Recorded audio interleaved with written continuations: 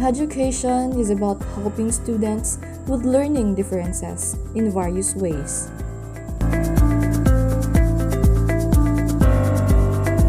Welcome to Daily Talk. Hi, this is Rizal Bermudez speaking here at Albuquerque, Bohol. For our June 2, 2022 episode, I would like to encourage everyone to listen and please join me here in a 15-minute long podcast as we talk about some instructional materials. And I assure you that after this, you will be learning a lot that would help you in your learnings. As a future educator, it is really important to know in early time about the things you needed in the classroom that would provide insights in the learning and teaching process. We assess and assist our learnings as a students, and for the teachers, we assess and assist the learnings of the students. Every student in the classroom has its unique way of learning. One might be better with words, while others are better with sounds. That is why settling down in one materials in the classroom is not way too helpful in the development of the learners. In fact, it would lead to certain biases and unprecedented outcome. And we don't like that because as a teacher and as a future educator, it is our goal to leave the students the learnings they deserve in a proper and equal way.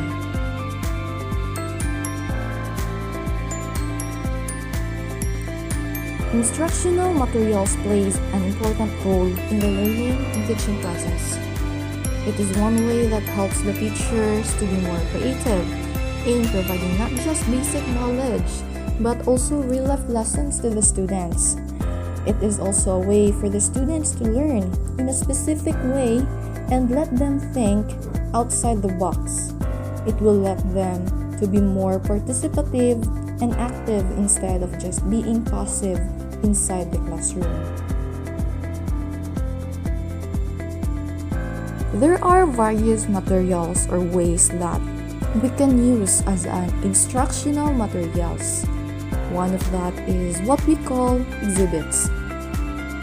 When we hear this word, the things that would come up to our mind is that relating to arts, art displays, or showing off valuable things in a specific location, such as museum, gallery, schools, and many more. You might ask, why it became one of instructional materials, right? It's like there is a big question mark on that part. Why? Well, it is because it features visual media, models, and real objects. It would likely develop the visual ability of the students to learn. And the time connection with the exhibits will spur students and fortify their intrigue by advertising first-hand experience. First-hand experience like through seeing, hearing, and feeling what happens. The first-hand experience of thoughts and standards. Well, another question. Can it be used in the classroom? Yes, it can. The teacher can use it as an evaluation of students' learnings in the end of term or to display their creativity and explore their learnings.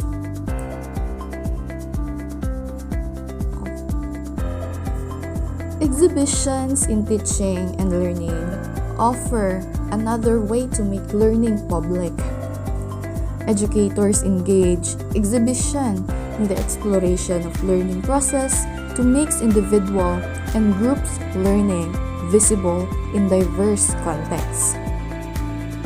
Teachers tell us time and time again that whatever the children experience during their visit in an exhibit is remembered and used long after the day has passed.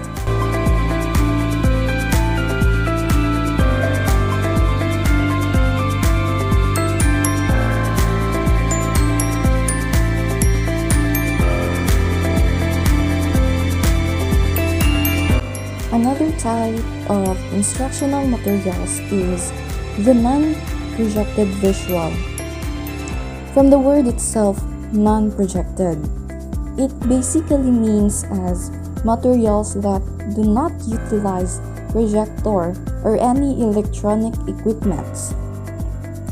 As a student, we often interact with this kind of materials, from elementary and even up to college, when we still have face-to-face classes.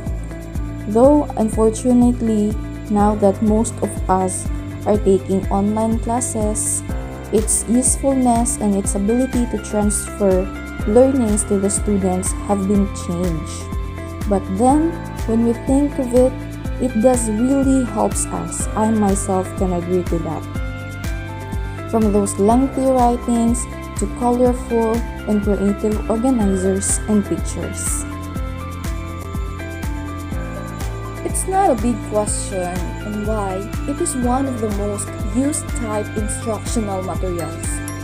It is for the reason that, aside from it is very easy to use and make, it also does not require electricity, which is really helpful in places where there's a situation of limited distribution of electricity, specifically in rural areas. And if you're a teacher and you want to save from buying expensive materials, this is the most suitable for you.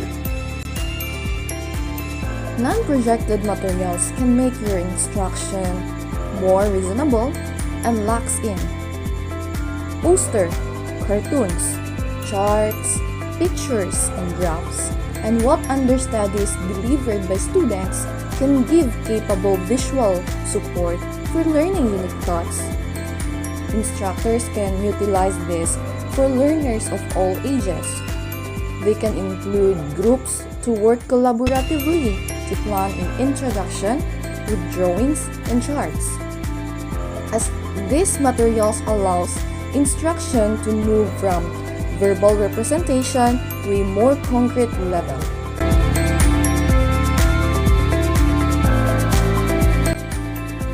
Education is really evolving. From having a pencil paper and just plain talking in instruction, we now incorporate learnings with different things and technologies around us. If there is a non-projected visuals, well, of course, projected visuals is present too. What do we mean by this? Well, when in a non-projected visual, projection using electricity and projectors are not needed. In projected visuals, there is a need to that. As simple as that.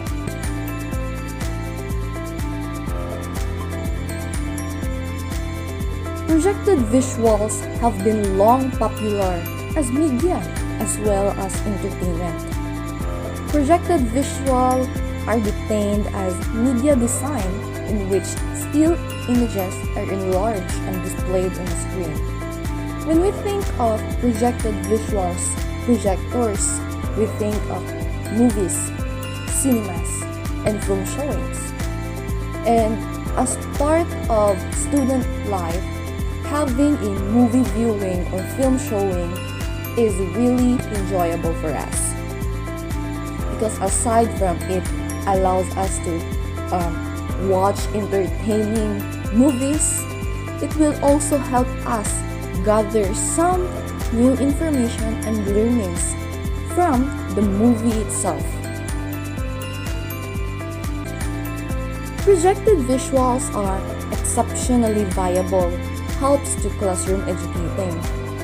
They have a characteristics request of the process which is particularly appropriate for affecting the learners. When combined with recorded or on-the-spot commentary, they demonstrate to be valuable in an expansive number of circumstances.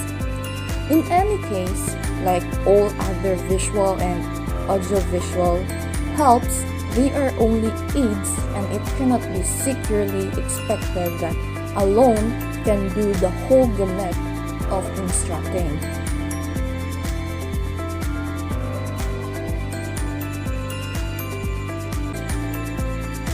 Educational technology is often considered erroneously as synonymous with instructional innovation. Technology applies current knowledge for some useful purpose. Therefore, technology uses evolving knowledge to adapt and improve the system to which the knowledge applies.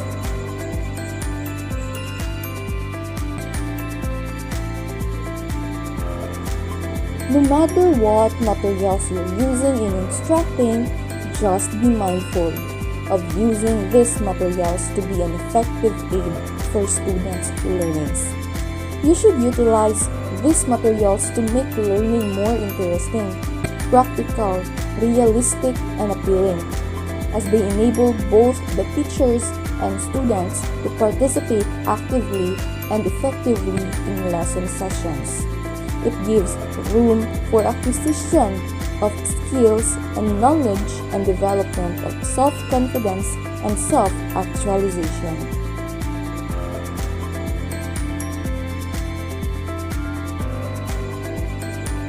These materials provide the core information that students will experience, learn, and apply during a course. They hold the power to either engage or demotivate students. This is especially true for online courses, which rely on a thoughtful and complete collection of instructional materials that students will access, explore, absorb, and reference as they proceed in a course.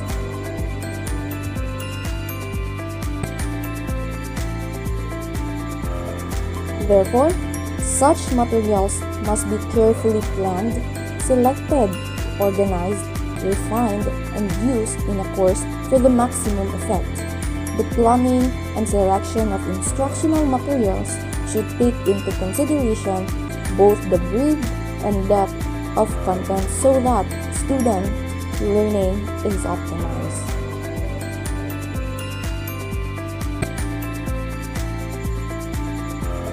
Instructors should cast a wide net and aim for a variety of materials to include in your course.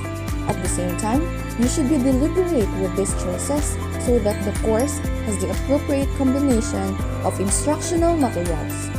Also, not all instructional materials are created equal. Some are clearer than others, whereas others move at different paces. Choose one that best suits the level of the course. Using the instructional materials effectively means having a good understanding of how to read and review information. The best way to use these materials is to preview them to prepare for class and review them after alongside the notes.